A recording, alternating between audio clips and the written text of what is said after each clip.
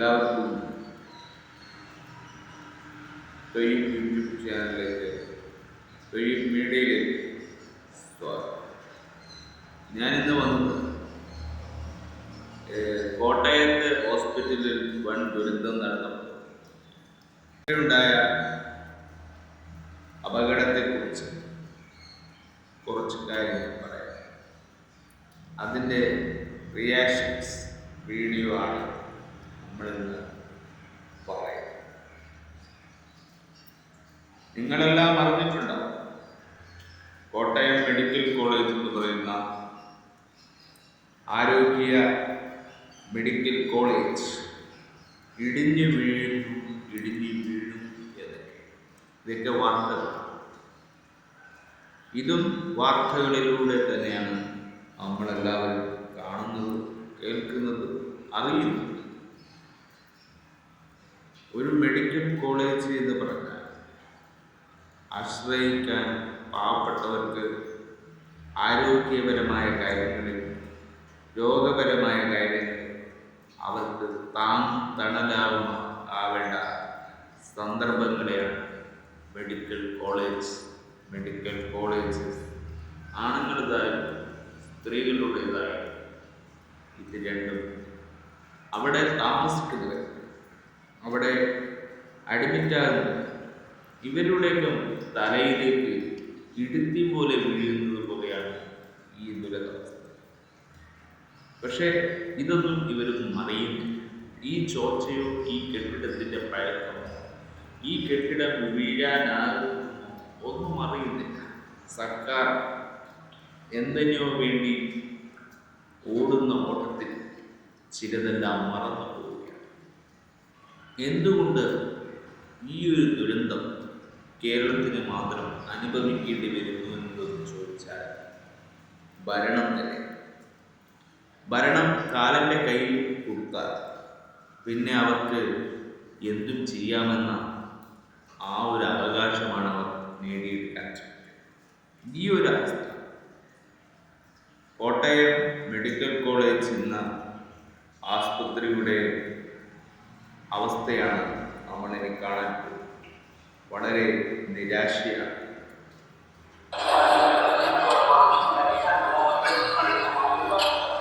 Building ഒരു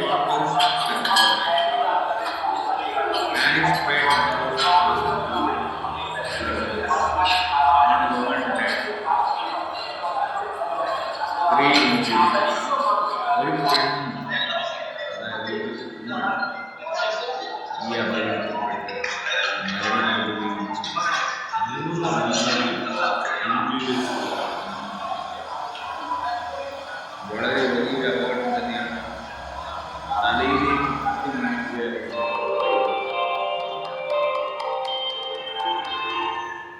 ഞാനതിൻ്റെ ഒരു ചെറിയൊരു ഭാഗമായി കാണിച്ചു. വലിയൊരു വാർത്തകളുടെ നിർണായകമായ സന്ദർഭങ്ങളോ ഒന്നും ഇത് ഞാൻ അറിയാൻ സാധിച്ചത് സമരമാണ്. ഇതിനു വേണ്ടി മുസ്ലിം ലീഗുകൾ സമരം ചെയ്യുന്നത് ഞാൻ കണ്ടു. ഈ ഒരു പെണ്ണുങ്ങൾ മരണപ്പെട്ടതിൻ്റെ പേരിൽ അവസ്ഥ വളരെ വളരെ വളരെ കോട്ടയം മെഡിക്കൽ കോളേജിൻ്റെ ഈ ഒരു കാര്യത്തിൽ എല്ലാവർക്കും ഉള്ളതുപോലെ എനിക്കുമുണ്ട്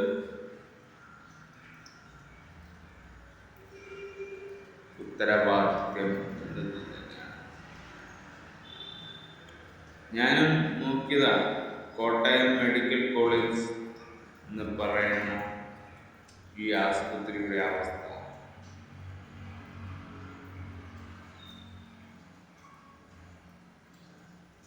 തകർന്നു പോയ ഒരു ജീവിതം ആയിപ്പോയി ആ പാവപ്പെട്ട.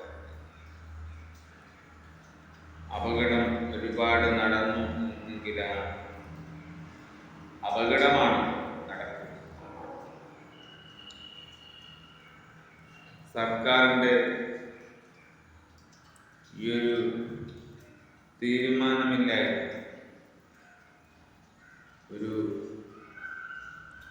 കുടുംബ കുടുംബത്തിന്റെ ആശ്രയിക്കുന്ന മകൾക്ക് സംഭവിച്ച ആ ഒരു വേർപാടിനെ പറ്റി സമരം കടുക്കുകയാണ് മുസ്ലിം. അവർക്ക് ഒരു ഉമ്മ, ആ മക്കൾക്ക് ഉള്ള വേദനയാണ് നമ്മൾ കാണുന്നത്. അവർക്ക് വേണ്ടി യാത്രാമൊഴികൾ ഒരുപാട് ചെയ്തിട്ടുണ്ട്.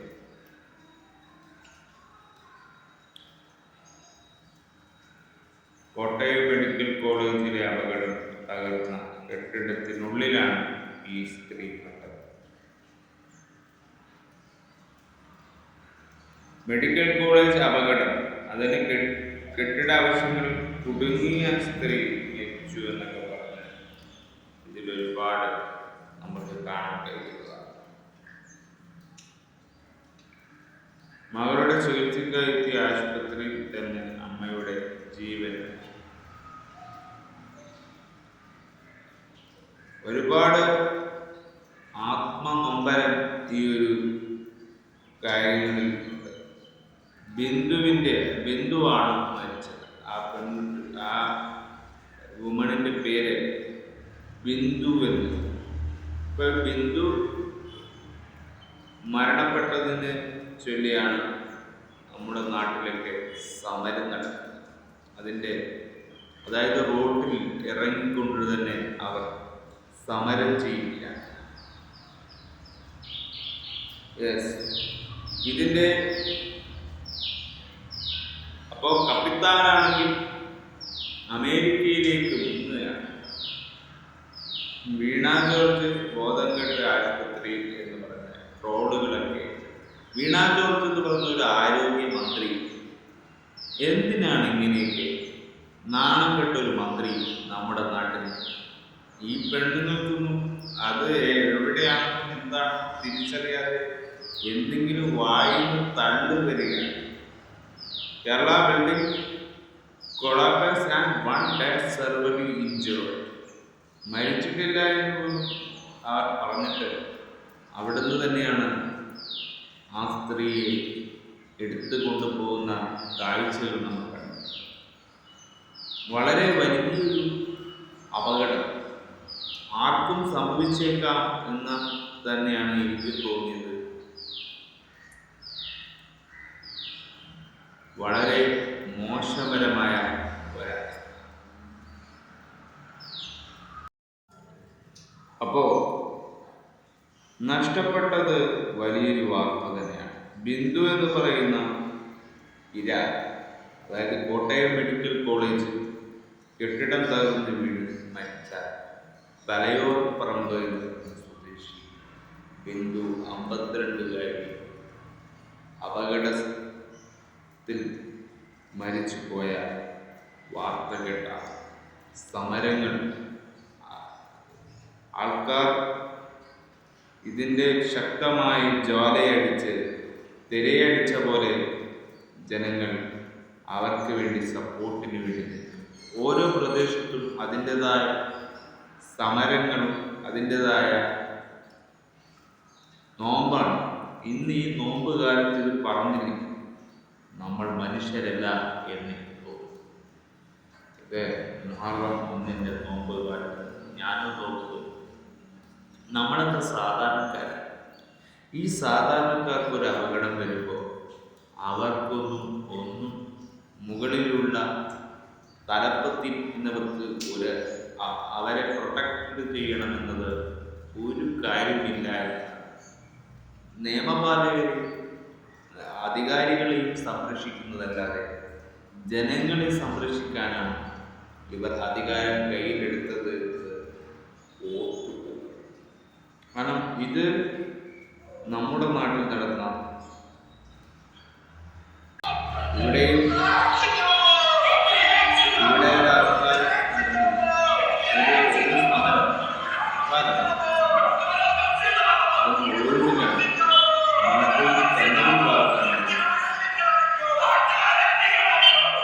പോലീസുകാരെ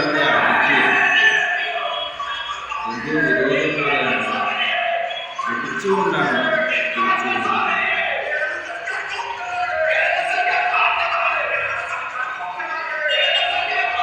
എല്ലാവരും പബ്ലിസിറ്റിക്ക് വേണ്ടിയാണ്. ഒരു രോഷം, ജനങ്ങളുടെ രോഷം ഉണ്ടാകുമ്പോൾ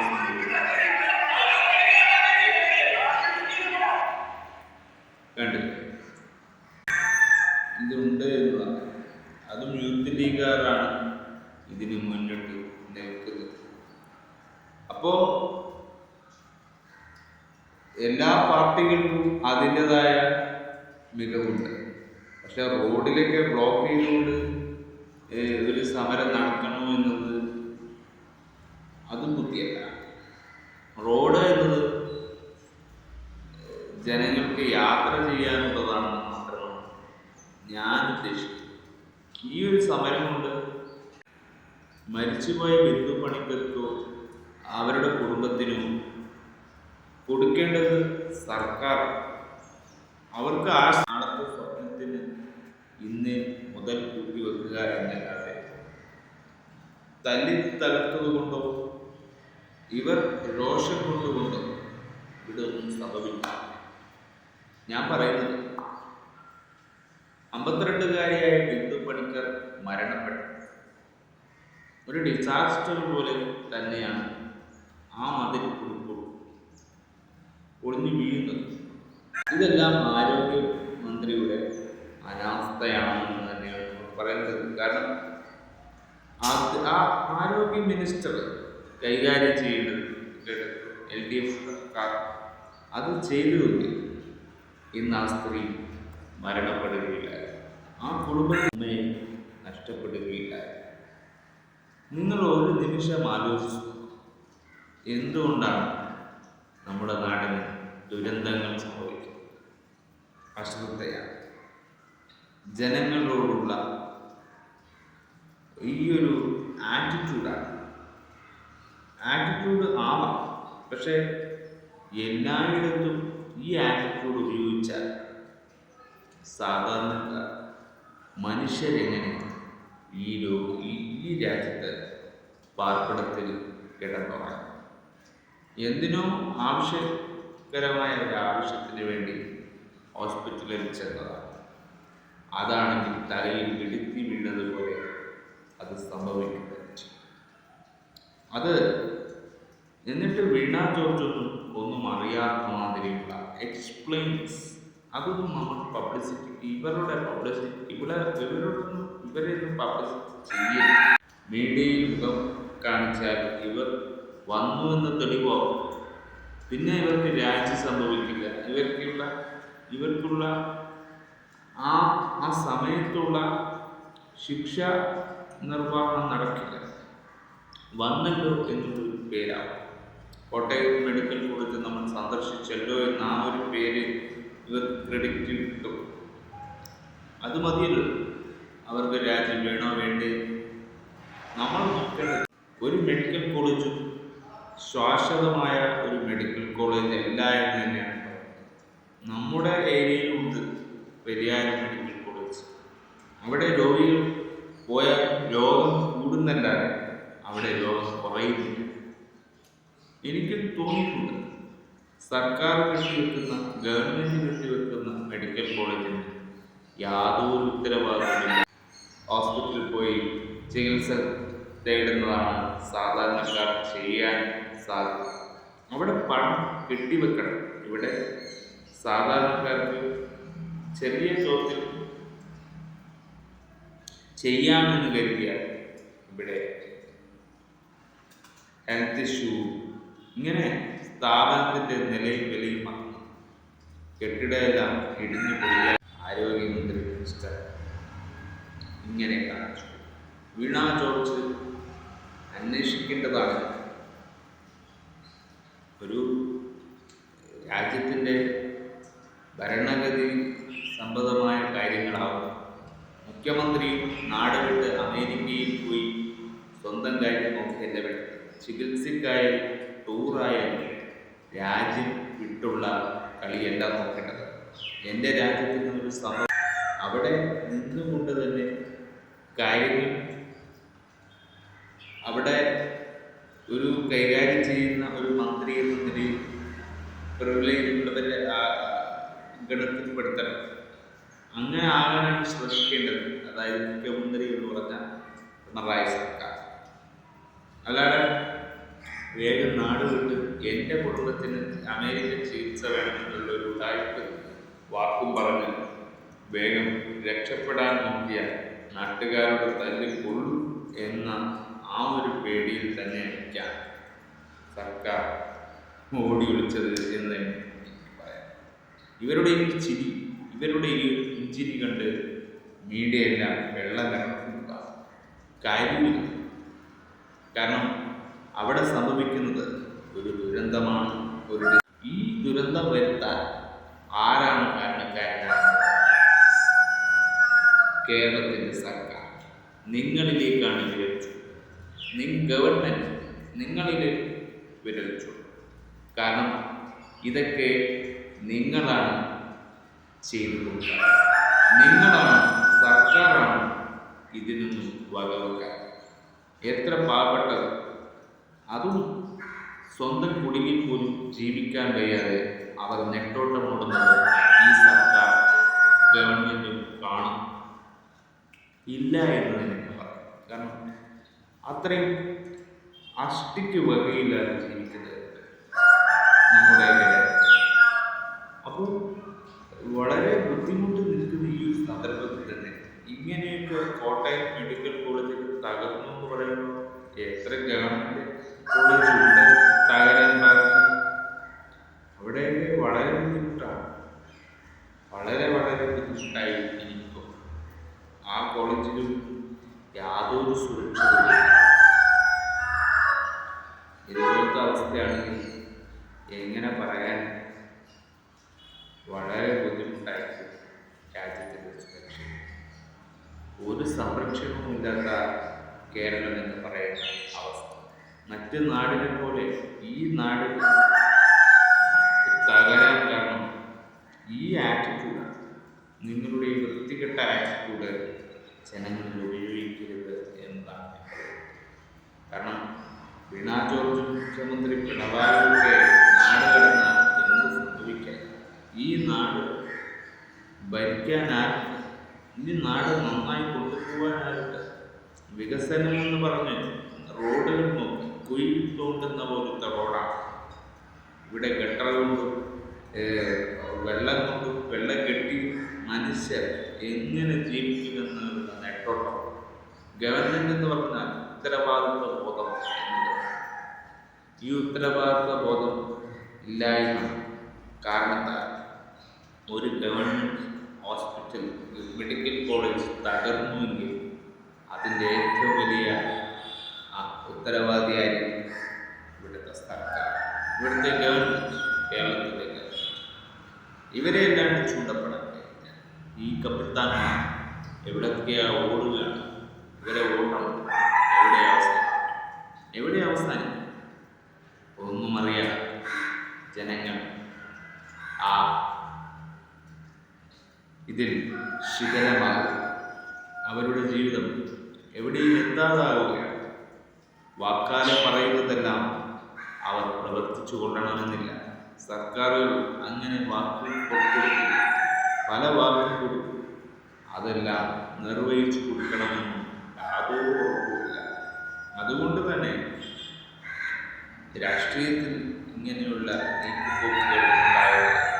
ഇവർ കളിക്കുന്ന ഇവരുടെ തിരനോട്ടത്തിൽ ഇവർക്ക് ഇഷ്ടപ്പെട്ടവരെ മാത്രം സെലക്ട് ചെയ്യാവുന്ന ഒരു കാര്യവും അതാണ് പൊങ്ങച്ചം കാണിക്കുക. ഇപ്പോൾ മന്ത്രി പിണറായി വിജയൻ കാണിക്കുന്നത് അത് തന്നെ. എന്നിട്ട് വലിയ ഡയലോഗുകൾക്ക് പറഞ്ഞ് നമ്മളെ വരട്ടാനുള്ള ആറ്റിറ്റ്യൂഡ്. അത് നല്ലതല്ല. ഒരു മുഖ്യമന്ത്രിക്ക് ഒരിക്കലും ഒരു ആറ്റിറ്റ്യൂഡ് ഉണ്ടാവാൻ. ഇതൊരു ആറ്റിറ്റ്യൂഡ് തന്നെയാണ്.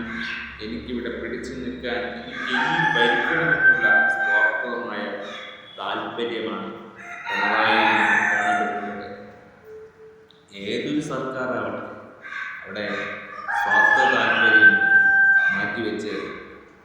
ജനങ്ങളിലേക്ക് ഇറങ്ങണം. ജനങ്ങളിൽ ഇറങ്ങി പ്രവർത്തിക്കുന്നവനാണ് ഒരു മന്ത്രി എന്നത് പഠിപ്പിച്ചു കൊടുക്കാനാണ്.